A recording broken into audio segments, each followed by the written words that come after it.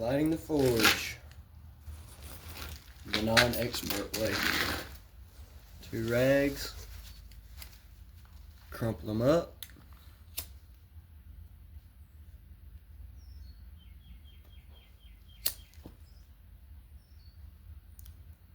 let them get good and on fire, and then take some bark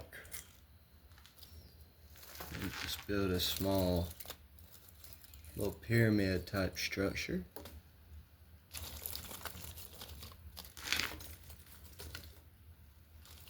Until it is fully protected.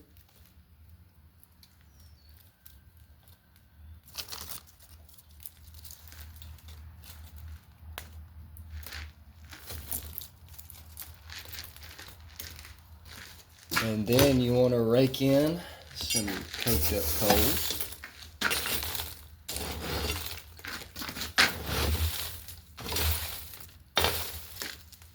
Turn your fan to its lowest setting. Sorry.